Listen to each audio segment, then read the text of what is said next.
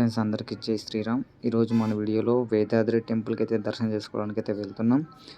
So మనం వేదాద్రి టెంపుల్కి వెళ్తేప్పుడైతే route మాత్రం చుట్టుపక్కల మొత్తం అడివే ఉంటుంది. లొకేషన్ మాత్రం నెక్స్ట్ లెవెల్గా అయితే ఉంది. సో మనం పోయే దారిలో వేదాద్రి టెంపుల్ గురించి అయితే మాట్లాడుకుందాం. మనకి గుట్ట పైకి వెళ్ళడానికి అయితే రోడ్ అయితే కన్స్ట్రక్షన్లో ఉంది. మనం ఇప్పుడు గుట్ట కింద ఉన్న యోగానంద నరసింహస్వామిని అయితే దర్శనం చేసుకోవడానికి వెళ్తున్నాం.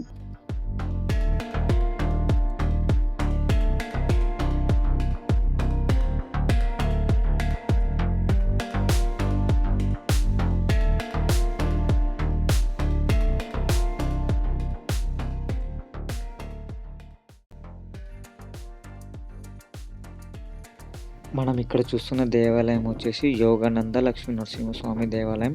ఇక్కడ స్వయంభూ ఉంది, కింద యోగానంద లక్ష్మీ నరసింహస్వామి దేవాలయం కూడా ఉంది. మనం విజయవాడకి వెళ్తున్నప్పుడు బెస్ట్ ఆప్షన్ వేదాద్రిని అయితే దర్శనం చేసుకుని వెళ్ళవచ్చు. హైవే నుంచి 10 కిలోమీటర్స్ అబోవ్ అయితే ఉంటుంది.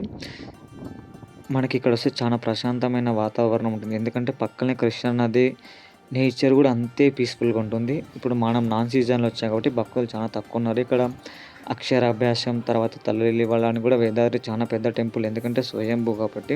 మనం విజయవాడకి వెళ్తేప్పుడు బెస్ట్ ఆప్షన్ మనం దర్శనం చేసుకుని అయితే వెళ్ళొచ్చు. ఇది కృష్ణా నది, పక్కనే కృష్ణా నది అయితే ఉంటుంది. కళ్యాణ కట్ట అని అంటారు కదా, అది ఈ రూమే. తల్లి లీలలు దేవునికి మనం ఇవ్వాలనుకుంటే ఎక్కడ ఇస్తారు అంటే, నేను వేదాద్రికి ఫస్ట్ టైం వచ్చాను. అందుకే నేను తెలిసిన వారికి నా ద్వారా నేను మీకు ఎక్స్ప్లెయిన్ చేస్తున్నాను. కృష్ణా నది పైన స్వయంభూకి వెళ్ళడానికి మెట్ల మార్గం ఉంది, రోడ్డు మార్గం కూడా ఉంది.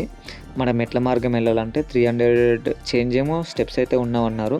సో రోడ్డు మార్గం కన్స్ట్రక్షన్లో ఉందంటే కమాన్ దగ్గర ఓపెన్ చేయలేదు. పక్క నుంచి వేరే బాట ఉంటే మేము అక్కడ నుంచి వెళ్దామని చెప్పేసి కార్లోనే పైకైతే వెళ్తున్నాం.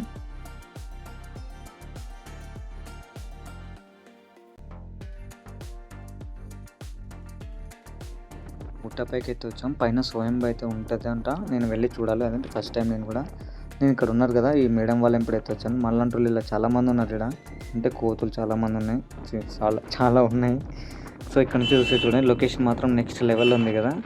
చాలా పీస్ఫుల్గా అయితే ఉంటుంది. పైన ప్రశాంతమైన వాతావరణం, చల్లటి గాలి. కాకపోతే పైకి వచ్చాక నాకు తెలిసింది అంటే పైన గుడి కట్టలేదు.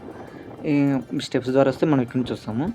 పైన గుడి ఎందుకు కట్టలేదని ఇక్కడ అమ్మవారిని అడిగితే వాళ్ళు ఏం చెప్పారంటే, ఇక్కడ స్వయంభుగా వెలిచినప్పుడు నాకు ఈ గుడి అవసరం లేదు, నేను ఇలానే ఉంటాను, నేను ఇలానే దర్శనం చేసుకోవాలని స్వామివారానికి అప్పటి నుంచి ఓపెన్గానే పెట్టారు. పైనుంచి వర్షం వచ్చినా, ఎండ వచ్చినా, ఏదైతే స్వామివారి పైన ఏదైతే కట్టలేదు, కనీసం ఒక పట్ట లాంటిది కూడా కట్టలేదు. గుడి ఎందుకు కట్టలేదు? మీరు కూడా వేదాద్రి లక్ష్మీ నరసింహస్వామి దర్శించండి, మనసు ప్రశాంతంగా ఉంటుంది. జై లక్ష్మీ నరసింహస్వామి. తర్వాత వీడియోలో మళ్ళీ కలుసుకుందాం. జై శ్రీరామ్.